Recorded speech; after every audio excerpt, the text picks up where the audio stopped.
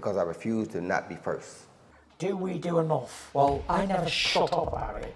It must have been about 16, 17. We nicked their guilt rings. Right, the bouncer's guilt ring. This is no good for me. That's the reality. If you want the honest truth, and I see it every day. This is Umar Ahmed for IFL TV, proudly sponsored by Everlast. Boxer are going to your call this Friday night, live on Sky Sports. I'm joined by Boxer's Ben Shalom. A lot's happened with Frazer Clarke. I've just interviewed him. He's actually in good spirits, which is good to see. Just tell me firstly why you've picked Mariusz Wach for him this Friday night, Ben. It was someone we were looking at for a while. I think he's someone that's never been stopped in the first half of a fight. He's someone that's been around a long time, former world title challenger, been in there even in recent years with the likes of Dillian Whyte, Martin Bakole, Hughie Fury, I think was in lockdown, went the distance, and just knows his way around the ring and knows that it will test Frazer over a long distance, and it will test his stamina, and it will test his ability to fight with someone that experienced. And it's for a seventh fight, when you consider when other guys have fought him, as I say, only in the past 2 or 3 years, in 15 fights, in 25 fights. In his seventh fight, this is a great fight for Frazer. And I saw a different Frazer Clarke against Bogdan Dino, and not in the performance, but just in the week, and just in his physique, and just physically, as I did to Kamil Sokolowski, where the 6 rounds felt like he felt the 6 rounds. Now he's got a serious opponent over 10, and it's a special place for him, York Hall. So things happen for a reason. Obviously gutted around Adam Azeez. It's another injury as a list. We've had so many in the past 6 months, so many main events as well. And but you have to get on with it. And Frazer Clarke's had a lot of history at York Hall. It feels right for him, and it feels right for his career. So really looking forward to it. He told me, the first couple of weeks after everything that happened, he didn't deal with it great, but now he's got over it, which is good to hear. How did you deal with it? Look, it was difficult for me as well. It was difficult. You don't like that much attention and that much scrutiny over something so little as that. But ultimately, my duty is to Frazer Clarke and making sure he has the right fights. And I think certain fighters will want to catch him early, and he's a big name. That if they can catch early, or if they can catch it at the right time, especially after 6 fights perhaps, and maybe they'll want the fight less now or later in the year. But I had to do what I felt was right. And first of all, a promoter can't put anyone into a purse bid, and they can't pull anyone out. It's not our job. But we are where we are, so to speak. It was a difficult period, of course, but at the same time, as a promoter, you have to deal with those moments. And I think for Frazer Clarke, you look at Anthony Joshua, you look at Tyson Fury, and what they have to deal with on a day in, day out basis. And 1 week they're the hero, and 1 week they're the enemy. That just seems to be the way in boxing. And so it was as bad as it was in terms of the criticism. I think for Frazer to be able to have that level of attention after 6, 7 fights stands him in very good stead for what's to come, because he's going to have a huge amount of attention, especially when he gets to world level. And there's going to be haters, and there's going to be critics, and there's going to be ups, and there's going to be downs, and that's the sport of boxing. Just want you to clarify a few things, because people still are a bit confused about things in regards to that Fabio Wardley situation, so you can clear them up now. So the main reason we heard why Frazer didn't go through with that fight and go through with the purse bids is because of the lack of rounds he's had in a professional capacity. But then people say you made an offer to Fabio Wardley's team for that fight to happen on Sky. So was he ready or not? No, it was made for later in the year. I thought it was clear, and obviously wasn't. And I know there's a lot of experts that say it should have been the next fight, but we made the offer for later in the year, and then that'll be up to Fabio Wardley. As I say, it's a huge offer.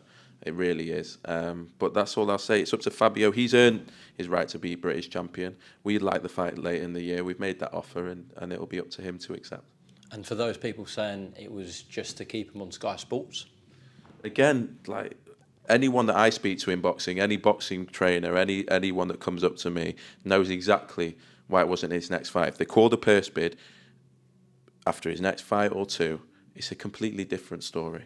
And as I say, we've made an offer to that effect, and it really was about his development. Whether you agree with me or not, that was the truth. And I'm looking forward to Frazer Clarke's career and Friday night. should he get the business done on Friday night, if Fabio's team don't accept that offer, could you look at potentially David Adelaide as a fight for him? Without a doubt, I think it's a fight that they've always had, or already had history. It's good to see the British guys going at it, and there seems to be a scene going on with David Adelaide, with Frazer, obviously, and Fabio, and Johnny Fisher the other night, and you've got Solomon Dakers as well coming through, Jamie TKV, who we think could be the dark horse of any of them and probably can beat any of them. So it's good that Frazer's got dance partners at that level, but obviously his focus is to get to world level as soon as possible. Before we move on from Friday night, just run me quickly through the rest of the card, please, Ben. Look, gutted for Adam. He felt like this was his moment against a really tough guy to show what he was all about. He had an infection, got that call on Friday night. I was thinking, please, not another one. Honestly, we've had Josh Taylor took out a pay-per-view there. Smith Eubank, obviously, Lawal, Thompson. The list goes on in almost every show. And so he got the call on Friday night. Gutted for Adam Azeez, but the card is a very strong card for a York call Friday night. Caroline Dubois in a test that you wouldn't blink at if that was Michaela Mayer's last fight. You know, this is a serious opponent for someone like Caroline at her stage in her career. She's restless. She's looking at going forward, and she's probably seeing Katie Taylor's, Tasha Jonas's coming towards the end of their career.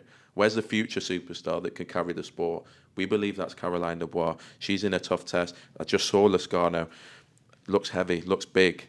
And but Caroline sees that as a massive opportunity, so that's one to watch. Aaron McKenna has taken on Lima at a late notice. Again, another injury, but a great fight over 10 rounds. Frazer Clarke, obviously, against Mariusz Wach. Vidal Riley in the rematch that he almost tapped out and has given to Anis Taj. Glad that that's on the card now. So it's Isaac Chamberlain as well will fight Dylan Brajon, actually, that got made maybe 2 days ago or yesterday. Obviously been the distance with Chris Billis-Smith, but again, the result of another injury. I think when those things happen, all we can do is look after the fighters and make sure the cards get on, whether that's bringing a Coley and doing the undercard in Manchester when Taylor Cattrall gets off, whether making sure Marshall Cruz, which is strong enough for any main event, goes ahead when Smith Eubank pulls out, or Adam Azeez on Friday night. That's all we can do. Hopefully the next 6 months we'll have less injuries, but it's a big card on Friday night, and our first ever fight night. I can't believe it, really, at York Hall, first ever one, and I'm looking forward to it. Well, if you're not there, tune in live on Sky Sports this Friday night. You mentioned Liam Smith's injury there. From your point of view, what is the situation regarding the rematch with Chris Eubank Jr.? Because from people at Matchroom, we're hearing they're deep in talks about making Eubank Jr. and Ben in Abu Dhabi. So where are we with Smith and Eubank too? Yeah, I think, look, you can't make a fighter wait forever, but we're confident Liam Smith will be ready. Hopefully in August. We've had to have an extra scan. It's an old injury, but we have to be absolutely sure. Liam's as frustrated as anyone. I'm sitting down with Calla on Thursday, and hopefully we'll have a date. But again, frustrating for Eubank Jr. as well. I know he wants this fight. There was a reason he activated the rematch clause. He wants to address what's happened, and I think there's a reason why. Obviously, that I think in terms of other options, I actually think they're few and far between. I think this fight will happen next, but we have to obviously make sure that Liam Smith, we communicate a clear date, and he's 100% fit, and we should find out on Thursday. Okay, we'll get an update from you then later in the week. Ben, George Warren's made it very clear he wants Tyson Fury to box in September in the UK. His other co-promoter, Bob Arum, listed Martin Bakole as a potential opponent for Tyson Fury. Obviously, you represent Martin Bakole, so I'll ask you directly, have you had any offers from Team Fury about a potential fight with Martin Bakole? Look, for me, when you look at the heavyweight division, and Tyson Fury's is showing itself, I think we know he can sell out any event, any arena, and he deserves that. But he needs dance partners, and we've talked about everyone pricing themselves out for Tyson Fury. Well, Martin Bakole certainly wouldn't, but I think what people have been most frustrated about is not seeing Tyson Fury in competitive fights. I think every boxing fan would know that that's a serious opponent, that's a serious fight. I think that's why Bob has mentioned it and sees it that way, and it would sell. I have texted George Warren, see where they're up to with that. I know that they're planning something for September. Fingers crossed, for boxing's sake, Tyson Fury gets back in the ring. But for me, it makes a lot of sense because it's affordable, and it shows that Tyson Fury is taking a serious fight in September. Okay, so there has been a bit of communication on that, but nothing deep. Nothing concrete, no. Right, okay. Last one. Joshua Buatsi, Dan Azeez, Anthony Yarde, this light heavyweight mix is really heating up, and we want to see these guys in with each other. From what we understand, a fight between Buatsi and Azeez, you guys are looking at for later on in this year. So potentially could we see the winner of that fight in with Anthony Yarde? I asked that because speaking to Frank Warren, I said, if Buatsi beats Azeez and they want to do that fight, Buatsi Yarde on Sky, and the offer's right, would you let Yarde go on Sky? And he said yes. So, is that something you're looking at? Yeah, I think, first of all, if Dan Azeez faces Joshua Buatsi, I think Dan Azeez, a lot of people will fancy Dan Azeez. I think Dan Azeez, have we seen with Chris Billam-Smith, activity, regularity, stepping up at the right times, plays a lot in boxing. And not to say that Buatsi on paper isn't the favourite, I think that's a serious fight. So it's hard for us to look beyond it. What I would say is, you look at the cruiserweight division with Richard and Chris and how competitive that's been and where that can go. I think the light heavyweight division that can be huge. And yes, Buatsi and Azeez, but yes, Anthony Yarde as well.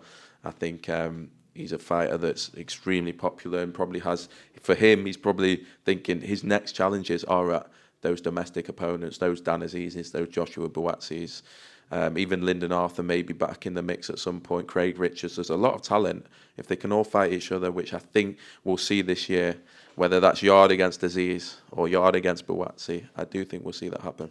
We hope so, Ben. Shalom, thank you very much for your time. As I said, everyone tune in live on Sky Sports for the show at Your Call this Friday night, and we'll speak soon. Cheers, mate. Thank you.